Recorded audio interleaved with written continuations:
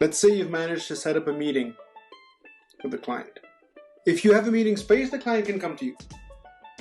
If this is the option you're going to choose, you need to make sure that you have some private space available. They might not want to discuss their project in an open environment. There should be Wi-Fi connectivity. Electrical outlets should be available.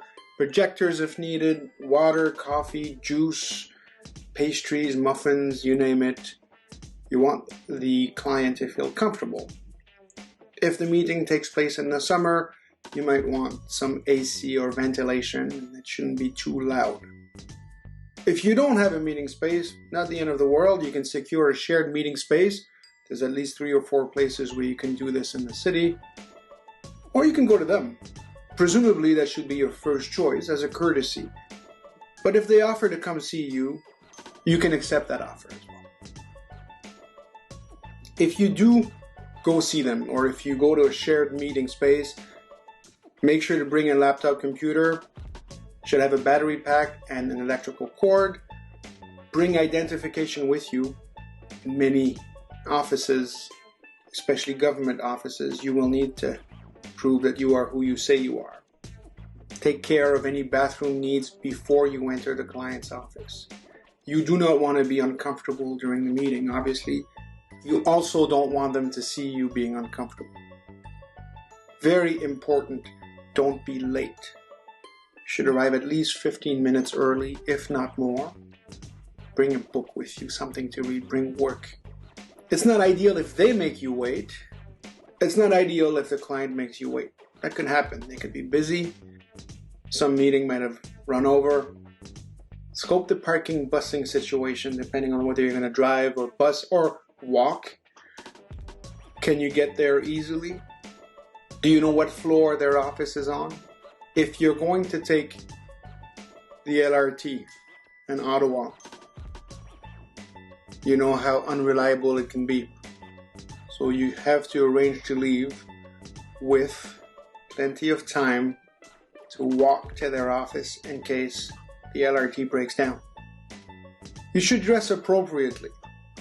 Typically that means business clothing or business casual clothing. I'm not an expert on sartorial choices, obviously. More of a jeans and t-shirt kind of guy. But at the very least, you should consider wearing slacks, dress shirt, belt, dress shoes. It's preferable to be overdressed than to be underdressed for one of these meetings. You'll see what kind of dress culture they have in their office. And when I was taught about the importance of dressing appropriately, I used to have a bushy beard, and my supervisor was worried that I would not be taken seriously if my beard wasn't groomed properly. People back then were also pretty keen on telling you that you should cover up tattoos and remove any unusual jewelry on your face. Make sure your hair color was a natural hair color. I don't know that this is as important now as it used to be. This is your choice, ultimately. You are who you are. You should own that. If a client is only going to work with you if they don't see any tattoos, well, that's presumably information that you should know. But you should also be aware that your choice of clothing and of hygiene might actually affect your chances of getting contracts down the road. No matter whether they come to you or you go to them, you should have marketing material on hand, business cards, e-business cards, something that you can exchange. If you're going to be trading business cards, you should do so prior to the meeting starting. When you go to that first meeting, you're not just being gauged as a technical expert, you're also being gauged as a human being. And this does not necessarily happen by design, this is just the way human beings interact with one another.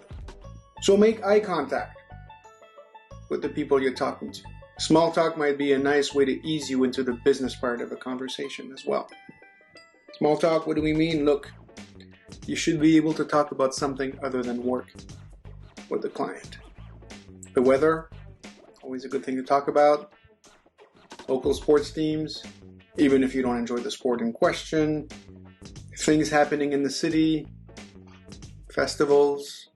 Keep in mind that the interview goes both ways as well. They're trying to gauge if you're somebody they want to work with, but you're trying to gauge if the client is somebody you want to work for. You should let them take the lead. They need to describe their situation and their needs. So take notes. If you are going to record the conversation, though, you need to ask whether you can do so or not. If you don't understand something that they're saying, perhaps it's an acronym, or they're using jargon specific to their company or to their industry, ask for clarification.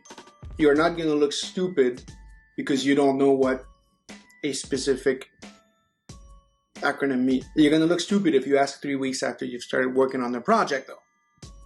Don't interrupt the client. This is really important. You should wait for a natural lull in the conversation before you make contributions, before you ask questions, before you show that you understand their needs and what situation they're facing. The first meeting isn't about you, the consultant. It's about them and their project. You should be listening more than you should be talking. In many instances, that's a good rule to use. There'll be times when you're expected to give a presentation, then you'll be talking. Sometimes they might ask you to provide a solution or a suggestion on the spot. Don't do that. You should also never commit to a project, to a price, to a timeline at the initial meeting. What you should say instead is, I'm going to bring this information back to my team and we'll evaluate the project's feasibility. You'll hear from us within a certain period of time, which shouldn't be much longer than 1 week away. Your goals for the first meeting are simple. You want to get a sense of whether the project is feasible or not and whether you're well suited for it. And you're trying to gather information about the data that's available to the client and what their true quantitative requirements are and whether they understand what the requirements are and what their data sources are. If you're on the same page here, that's probably a good sign. But if you're on different pages, that's a red flag that you need to note.